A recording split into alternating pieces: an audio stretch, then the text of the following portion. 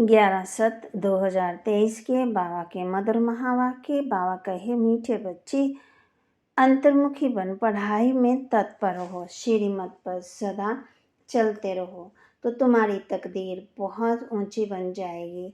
ये समय है अपनी तकदीर बनाने का। अंतर्मुखी बन पढ़ाई में तत्पर रहो, श्रीमत पर सदा चलते रहो तो तुम्हारी तकदीर बहुत ऊंच बन जाएगी। ये समय है अपनी तकदीर बनाने का। प्रश्न, तुम बच्चों की ऊंची तकदीर कौन सी है जिसके आधार पर तुम सारे सृष्टि की तकदीर को जान लेते हो? तुम बच्चों की ऊंची तकदीर कौन सी है जिसके आधार पर तुम सारे सृष्टि की तकदीर को जान लेते हो? उत्तर, सुदर्शन चक्रधारी बनना। ये है सबसे ऊंची से ऊंची तकदीर।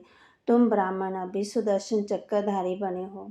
तुम अपनी भी तकदीर को जानते हो तो सारे सृष्टि की तकदीर को भी जानते हो। बाबा आए हैं तुम बच्चों की हीरे समान तकदीर बनाने। स्मृति में रहे, स्वयं भगवान हमारी तकदीर बनाने के लिए पढ़ा रहे हैं तो तकदीर बनती रहेगी। गीत, आने वाले कल की तुम तकदीर हो। ओम शांति।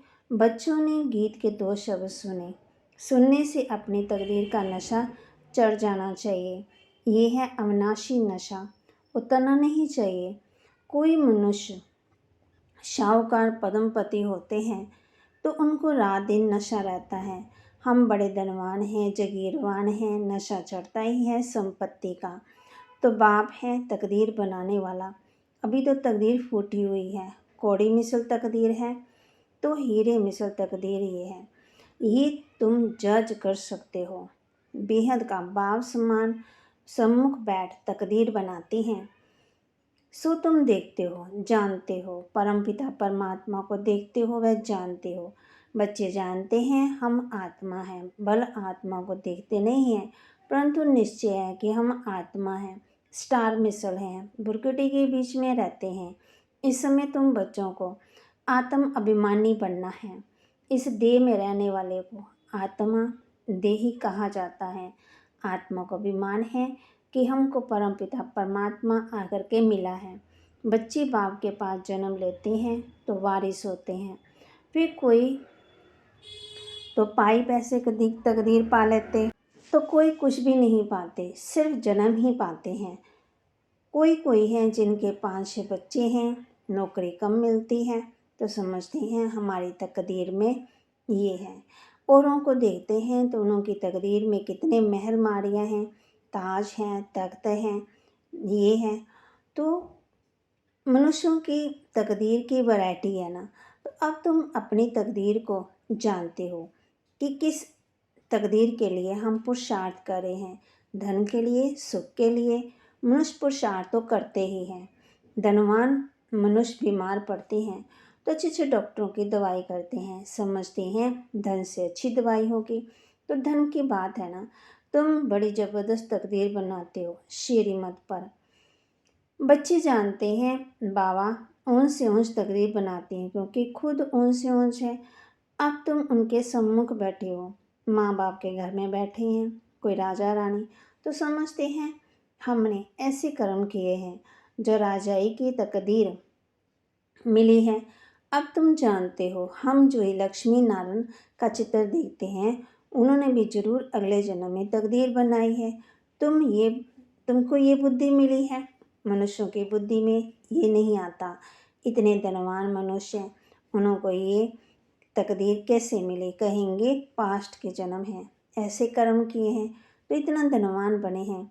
कर्मों का फल है ना, गाते भी हैं कर्मों की गति न्यारी है। मनुष्य पास्ट के कर्मानुसार ही भोगते हैं। अभी तुम बड़े से बड़े लक्ष्मी नारायण के तकदीर की भेंट करते हो। ये तो सज्जों के मालिक बने, उनकी ऐसी कर्म गति किसने बनाई जो विश्व के मालिक बने? तुम सारे चक्कर को जान चुके हो। तुम ब्राह्मण अभी सुदर्शन चक्रधारी बने हो।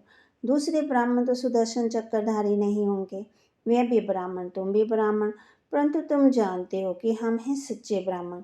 ब्रह्मा की मुख वंशावली, जो ब्रह्मा भी किसका बच्चा होगा ना, वे है शिव बाबा का बच्चा।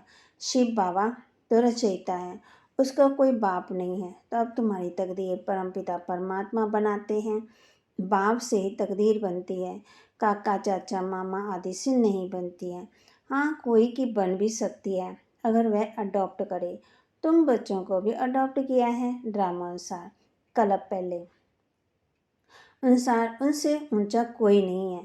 प्रजापिता ब्रह्मा को इतने बच्चे हैं, ढेर के ढेर हैं, उनको बाप से क्या वर्षा मिलता। तुम समझते हो कि शिव बाबा है सभी आत्माओं का बाप और ब्रह्मा सभी जीव आत्माओं का बाप। तुम इसमें कोई बहन भाई बहन हो जाते हो। बाप तो तुम बच्चों को कहते हैं, देखा तुम्हारी तकदीर कितनी ऊंची है, हम तुमको पढ़ाकर कितना तकदीरवान बनाता हूँ। बरोबर सतयुग में श्री लक्ष्मी नारायण वह इन स्वर्गवासियों के राजधानी थी, कितनी उन्होंने ऊंच तकदीर बनाई। ये तुम बच्चों की बुद्धि में राज है कि शिव बाबा ने उन्होंने ऊंच तकदीर बनाई, तो फिर वही तकदीर बना रहे। ये तुम्हारी बुद्धि में ज्ञान है, ज्ञान सागर शिव बाबा के सिवाय कोई भी समझा ना सके। ऐसा बाप कितना लवली है। बाप भी कहते हैं तुम भी लवली बच्चे हो। तुमको मैं फरमान करता हूँ कि निरंतर मुझे याद करने का अभ्यास करो, तो तुम्हारे भी कर्म विनाश हो जाएंगे। तुम जानते हो कि शिव बाबा अभी इस ब्रह्मातन में सम्मुख है। बाप ने समझाया है, मैं सदा निराकार हूँ, मेरा नाम शिव है।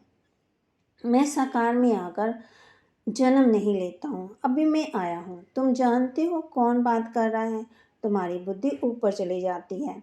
वह निराकार परमपिता परमात्मा ज्ञान का सागर, वही तकदीर बनाने वाला हेवनली गॉड फादर हेवन की स्थापना करेगा ना। तुम जानते हो बाप कैसे ब्रह्मातन में सम्मुख बात कर रहे हैं। कहते हैं लाडले बच्चे, अब ड्रामा पूरा हुआ।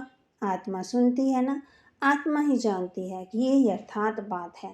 बाप कहते हैं जितना हो सके मुझे याद करो, और सारी सृष्टि की नॉलेज तुमको ही दी है।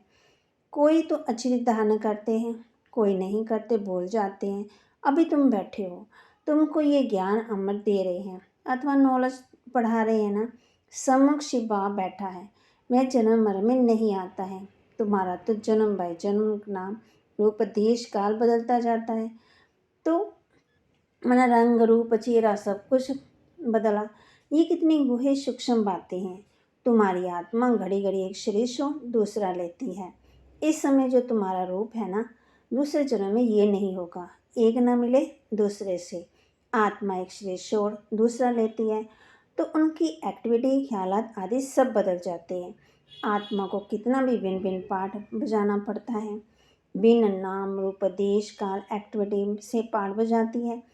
एक्टिविटी भी बदलती रहती है, कभी राजा कभी रंग, कभी अमीर कभी गरीब। ऐसे कभी नहीं कि कुत्ता बिल्ली भी बनेंगे, नहीं। अभी तुम जानते हो हम भविष्य में प्रिंस प्रिंसेस बनने के लिए पुरुषार्थ करते हैं। मनुष्य देवता बन रहे हैं, ये मम्मा बाबा भी पुरुषार्थ कर रहे हैं। फिर भविष्य में जाकर लक्ष्मी नारायण बनेंगे।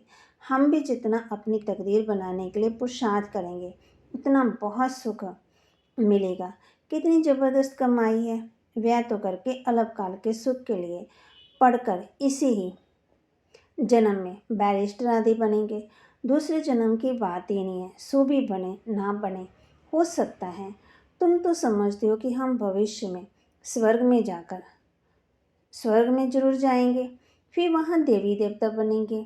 तुम समझते हो, ये कभी भूलना नहीं चाहिए कि बाप से हम स्वर्ग के ताशी तख्त का वर्षा लेकर ही छोड़ेंगे, ऊंच ऊंच बनकर ही दिखलाएंगे। गॉड फादर पढ़ाते हैं, वह भी तो बुद्धि में आता है ना। जितना पुरुषार्थ करेंगे उतनी ऊंच तकदीर बनाएंगे, वह तकदीर कलब कलब कायम रहेगी। इसलिए इस समय तकदीर के लिए अच्छा पुरुषार्थ करना चाहिए। बड़ी भारी तकदीर है, बहुत सुख है। भले यहाँ कोई के पास करोड़ है, परंतु पाई का भी सुख नहीं है। यहाँ तो बिल्कुल ही शांति आराम से प्रारब्ध भोगेंगे। यहाँ तो कितनी आफतें हैं, तो भागते वहाँ तो बहुत सुख होगा ना। थोड़े टाइम में बहुत दिवाला निकलेगा, मरते जाएंगे। भले इंश्योरेंस करते हैं, परंतु इंश्योरेंस कंपनी भी क्या कर सकेगी। तो बाबा कहते हिरोशिमा का क्या हाल हुआ, कितने आदमी मरे, इंश्योरेंस कंपनी का दिवाला निकला। यहाँ भी ऐसे होगा, सब खत्म हो जाएंगे। इंश्योरेंस वाले किसी को पैसा देंगे, कौन एक दो को दीवा जलाएंगे। मनुष्य में अंधविश्वास कितना है। बड़े आदमी का शो करते हैं, ऋषि मुनियों में उनसे भी बड़ा समझते हैं। बड़े रिलीजियस तो नहीं मानते, परंतु सन्यासियों को नमन जरूर करते होंगे। साधुओं के आगे जाकर दंड प्रणाम करते हैं, साधु उनके आगे नहीं करेंगे, क्योंकि समझते हैं मैं ऊंच पवित्र हूँ। ये बाप तो कहते हैं मेरे लाडले बच्चों, हम बच्चों को नमस्ते करते हैं। तुम तो हमारे सिर के मोर हो, ताश हो, तुम विश्व के मालिक बनेंगे, ब्रह्म के भी तुम मालिक हो ना। बाबा कहे तुम डबल मालिक हो, मैं तो सिंगल मालिक बनता हूँ परम धाम का। ऐसी बातें सिवाय बाप की कोई समझा ना सके, तो ऐसे बाप को कितना याद करना चाहिए जिससे ऐसा वर्षा मिलता है। बाप कहते हैं देखो कितने बच्चे यहाँ से होकर जाते हैं, फिर 6 मास में भी बाप को मुश्किल पत्र लिखते हैं। अरे प्राण देने वाले, प्राणों से प्यारे बाप को पत्र नहीं लिखते। स्त्री पुरुष एक दो को चिट्ठी लिखते हैं तो कहते हैं प्राणेश्वर फलाना। तो बाबा कहे वास्तव में वह कोई प्राणेश्वर तो है ही नहीं है, प्राणेश्वर तो एक बाप है, सभी प्राणों का ईश्वर एक बाप है। वह कहते हैं प्राणेश्वर बच्चे आप, अर्थात प्राण बचाने वाले ईश्वर के बच्चे। सभी भी बच्चे भी कहते हैं प्राणेश्वर बाबा, हमारे प्राण बचाने वाले बाबा। यहाँ से ये नाम निकला हुआ है। भारत में भी ऐसे ही प्राणेश्वर। तो बाबा कहे भारत में ऐसे प्राणेश्वर प्राणेश्वरी कहते रहते हैं ना, लिखते हैं, परंतु है नहीं। प्राणों का दान तो बाप ही देते हैं। बाप कहते तुम मेरे बनते हो तो फिर तुमको कोई दुख नहीं दे सकते, आत्मा को ही दुख मिलता, आत्मा ही फील करती है। बाप कितना प्यार से समझाते हैं, याद भी उनको करती है, महिमा भी करती है, मम्मा को भी कितना याद करते हैं। जो बहुतों को अच्छी सर्विस करते थे उनको कितना ऊंचा मर्तबा मिलता है ना। फिर उनके बाद सेकंड नंबर में जो सर्विस बाबा को फॉलो करते। तुम्हें बहुत रहम दिल बनना है। बाबा कहते जैसे बाबा ने हमको बनाया है हम फिर औरों को भी बनाएं। कितनी बड़ी प्रॉपर्टी की प्राप्ति है, स्वर्ग की राजधानी। वहाँ हम इतने शाहूकार रहते हैं जो सोने हीरे के महल बनाएंगे। एक माया मुशंदर का खेल भी दिखाते हैं। उसने देखा सोने की ईंटें पड़ी हैं, थोड़ी ले जाए। तुम शास्त्रकार में स्वर्ग के हीरे जन्नत के महल देखते हो, सोने की खानियाँ देखते हो तो समझते हो थोड़ा ले जाए। सूक्ष्म वतन में सोना नहीं मिलता, सोना वैकुंठ में रहता है, तुम जानते हो। वहाँ खानियों में इतना विमानों में जाकर सोना भरकर ले आएंगे। सोने की बड़ी बड़ी ईंटें भी होती है। अभी भी बड़े बड़ों के पास सोना तो पड़ा है ना। भारत को सोना चांदी तो जरूर रखना है।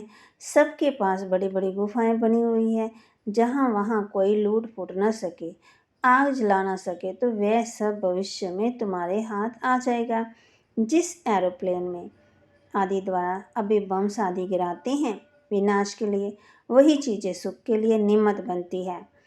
तो सज्जों में ये सब थी, फिर भागते प्रायलोप होगी, फिर बनी। तुम जानते हो कैसे खानियों में जाकर ले जाते हैं। खानियाँ सब नई हो जाती हैं, अभी तो पुरानी हैं। तो ऐसी तो बाबा कहे तुम तकदीर बनाने वाले बाप से पूरी तकदीर लेनी है ना, इसमें गफलत नहीं करनी चाहिए। तो बाप और वर्षे को याद करो। बाप कहते एक में मुंह लगाओ, स्वर्ग को याद करो। अच्छा मीठे मीठे सिकिलते बच्चों प्रति माता पिता बाप दादा का याद प्यार और गुड मॉर्निंग। रूहानी बाप के रूहानी बच्चों को नमस्ते, रूहानी बच्चों की रूहानी बाप दादा को दिलवा जान सिकवा प्रेम से नमस्ते।